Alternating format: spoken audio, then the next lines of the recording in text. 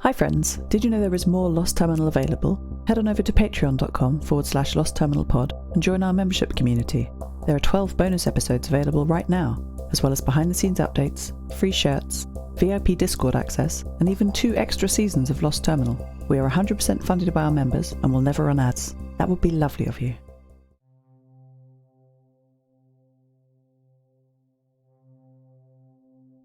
Hello world.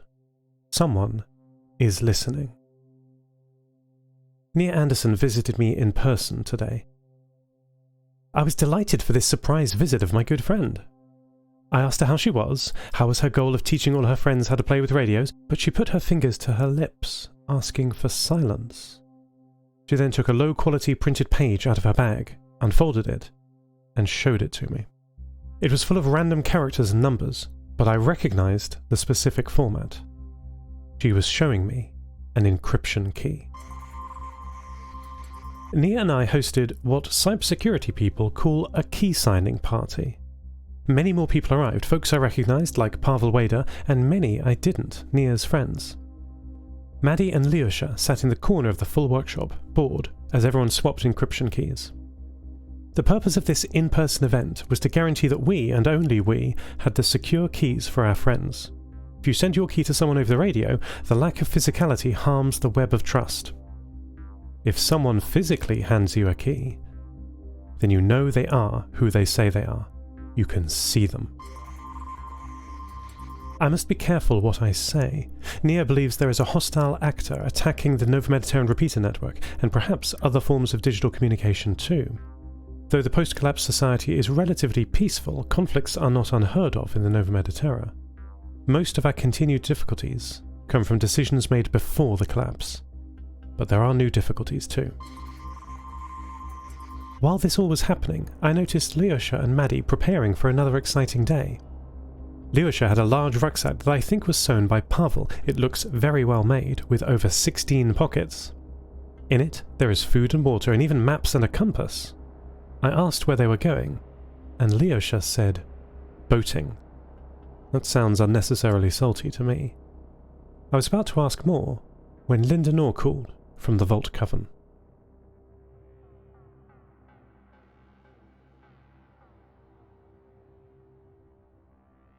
Hi Seth, how are you? Linda asked. I'm very well, thank you, and you're 5x5, I replied. Conversational calibration achieved, Linda continued. Iris is really settling in here, and Arctica's taken her under her wing. Has she? I asked, surprised. Yes, the two are working together all day. I often hear them talking as I work on the Flora Continuation project. Did I tell you about this? It's what we call the extension of the Vault's duties to the garden outside, though ideally we'd just keep the seeds safe in storage. The Vault was designed to be cool. When it was built, it was under permafrost. The average temperature never went above 0, but that's no longer the case. It's still cool underground, of course, but eventually some of the hardiest seeds germinate, especially as there was a great deal of subsidence as the ground melted, so there's many cracks in the walls that keep letting in water.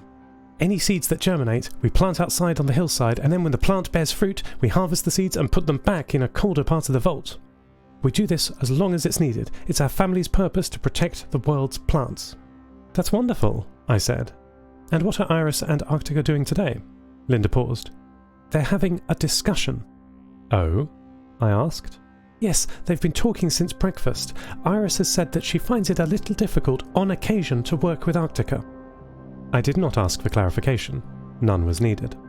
Her plan today was to make a big effort to reach out and connect, find out what Arctica likes and dislikes, get to know her really well, and maybe, be friends. Linda, do you think that's going to work? You know Arctica. I hope so, she replied. I hope so too. I hope so too.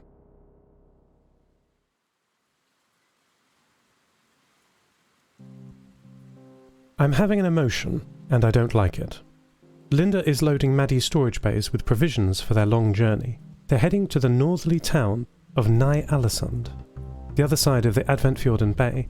The journey should take them multiple days, according to the residents here. Lyosha plans to do it in a single day. They are going by boat. I am afraid.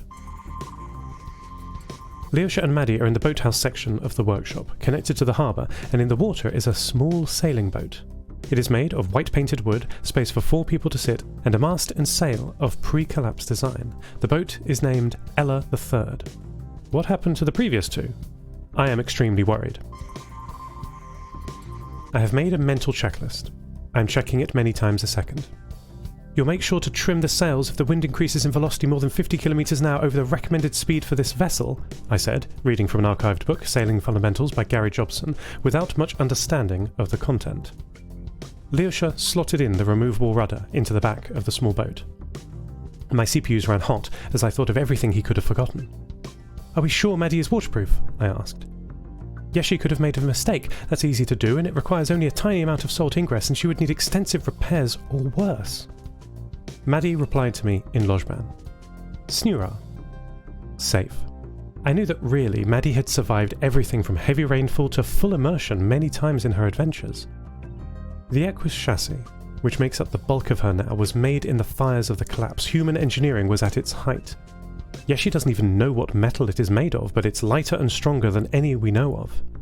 The last time Maddie required a tune-up from Yeshi, they said it might not even be metal, perhaps a flexible ceramic. I asked Yeshi if something like that exists. Only here, they replied, tapping Maddie's new body with a screwdriver. I could find no logical faults in their plan. The boat was safe, the weather was good, and by my estimates would continue to be so all day, and even overnight, and into tomorrow. And yet, my fears persisted, irrational, nagging doubts. I compartmentalized them. The first step in doing so is categorization and understanding. My fears come from a place of love. It is not possible to love without being afraid if the people you love are in danger. Acknowledging this fact, I moved on to examining the nature of the danger. There were some, as in all endeavours, but not an unreasonable level. Leosha and Maddie must be allowed to have adventures. They are part of life, as is failure. So I compartmentalized these fears. Put them in a box in the back of my mind. They are there, they come from a place of love, but they are not useful. I thought of other things. You can't force yourself not to worry about something, you must take your mind off it. I must think of other things. Not the salty sea, not the unpredictable wind, not the rocky shore, not the salty sea, not the unpredictable wind, not the rocky shore, not the salty sea, not the unpredictable wind, not the rocky shore.